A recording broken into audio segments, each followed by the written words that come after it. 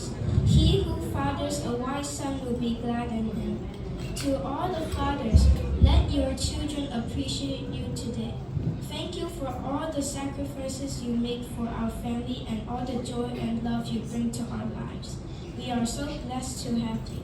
And for this moment, please know that you are special as we sing this song for you.